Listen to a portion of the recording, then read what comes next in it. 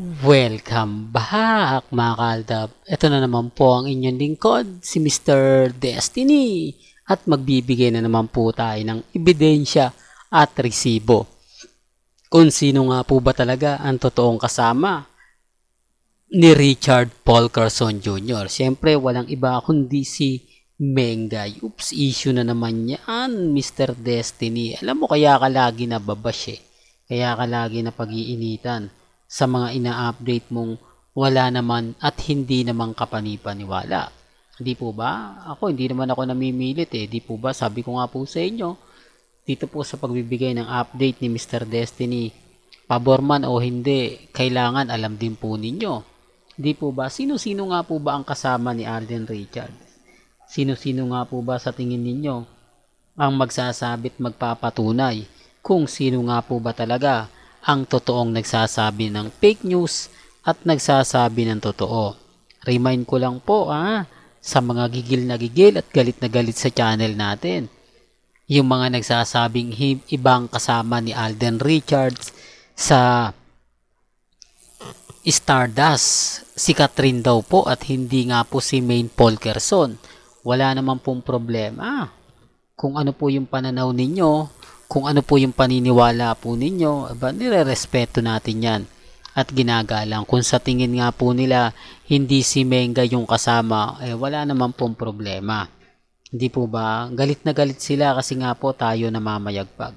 Galit po sila kasi tayo po yung pinag-uusapan. Saan ka naman kasi makakita ng mga bagay-bagay na pinagpepiestahan, Aldab? Imbis na nga naman po army ng pag-uusapan, army ng bida, Aldab ang pinag-uusapan? Siyempre affected yan, kaya nga galit na galit ang army sa atin di po ba? Although yung main fanatics, normal lang yan kasi karamihan po sa mga nababasa ko, hindi naman po talaga nila literal na gusto si congressman, di po ba? Kaya lang siyempre Mengay lang po talaga sila, sama na rin po si congressman kasi tamad daw po talaga magbigay ng update. Halos hindi nga po raw binubuksan yung social media. Hindi niya iniisip yung mga sumusubaybay at nagmamahal sa kanya. Di po ba? Gaya nga ng sinasabi ng iba, bakit pagtutuunan mo yung pansin? Yung ayaw naman mag-post. Bakit kailangan mong pagtuunan ng bagay-bagay? Yung taong tamad naman po magbigay ng update. Di po ba? Real talk mga kaaldab. Kaya sabi ko sa inyo, si Alden Richards at si Maine, kapag ka nagkasama yan, matik na yan, di po ba? Sila po talaga yung totoo. Di po ba? At sa mga nagtatanong, ito po, bakit nga po ba hindi man lang pumapalag o nagre-react si Alden Richards sa mga sinasabi sa Instagram? Di po ba? Bakit daw po okay lang po sa kanya na pagpiestahan sila at sabihin na magkasama po sila ni Catherine? Alam niyo, sa totoo lang po mga kaaldab, hindi naman po talaga yan magre-react si Alden. Hindi po yan magkokomento kasi pumapabor naman po yun sa GMA. Hindi po ba? GMA lang ang po pwede magsabi sa kanya na mag-react ka ganito. Maingay na maingay. Pinapaboran. At yung mga video po, mga edited picture lang po yun. Huwag po kayo maniniwala ron. Real talk mga kaaldab, wala pong katotohanan yun. Sinasabi ko lang po para lang po alam po ninyo. Wala pong katotohanan yun. Sa dami ng mga ebidensya at resibo, sa dami ng mga makikita ninyo, mapapanood ninyo, may kanya-kanya tayong opinyon. May kanya-kanya tayong pananaw. Yung mga nagsasabing fake news ako at sila yung totoo, okay lang po yan. Ang importante lang naman po mga kaaldab maibigay ko sa inyo yung mga update. Hindi po ba? Alam niyo sa totoo lang po, kayang-kaya natin mag-edit ng video gaya nila. Kaya natin gumawa ng mga video na nakikita nyo sa Facebook at sa Instagram. Ginagawa lang po yun ng mga cut nail fans. Yung pinipilit po yung cut din. Sila po yung nag-edit, sila po yung naggumagawa. Kaya yung iba naniniwala, magkasama yung dalawa. Hindi po totoo yun. Hindi po natin palalagpasin yan. Dahil alam naman po natin na fake lang yon at edited lang yun. Kaya lang syempre, yung iba, hindi pa gaanong active pagdating sa mga apps, di po ba?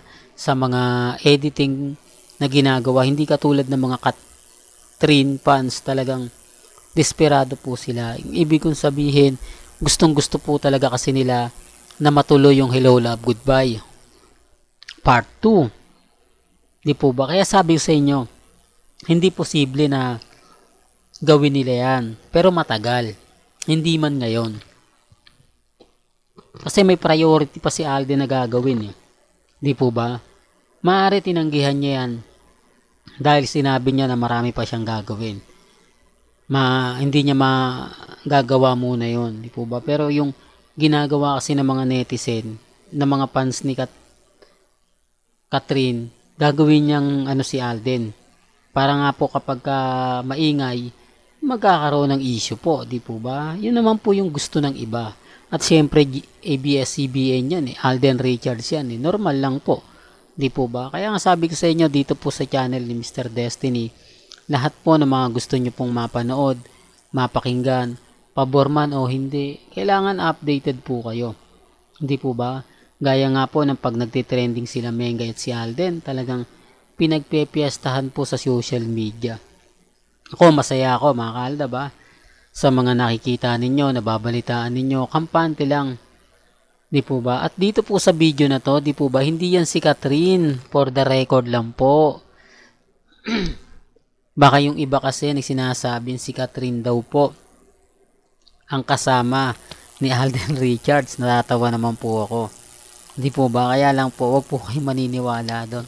Halatang halata naman po na hindi po si Alden Rich o si Kathryn yung kasama niya. Kahit dito po sa mga taong naandyan, tinignan ko yung mga post nila, hindi po nila kasama si Kathryn. Nililinaw ko lang po, issue yan Siyempre, kakagatin ng mga netizen yan. Di po ba? Lalo na nga po kapag pinag-uusapan, Aldab Nation. Kaya ang sabi ko sa inyo, kampante lang po. Maging matatag. Di po ba? Kapag sinasabi ko kasi yung salitang kampante, marami naiinis. Marami nagagalit, marami nagsasabi na, ano ba yan Mr. Destiny, fake news ka, halatang halata, yung bawat update mo hindi talaga tugma, di po ba? Ganun sila. Dahil alam nila na nababasag ko sila, lalo na po sa Stardust, di po ba? Si Mengay naman po talaga yung totoo sa mga ayaw maniwala, hindi ko naman po kayo pinipilit, di po ba? Kasi wala naman pong update si Mengay. Yung post po, February 13.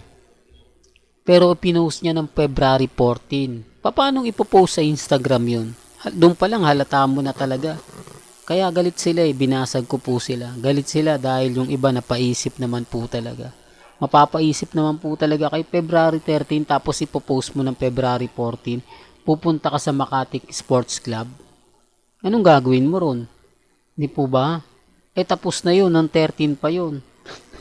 Kaya nga maaaring ipinost yun mga February 11, 12, yan po pwede. Pero eksaktong araw, February 14, lagpas na.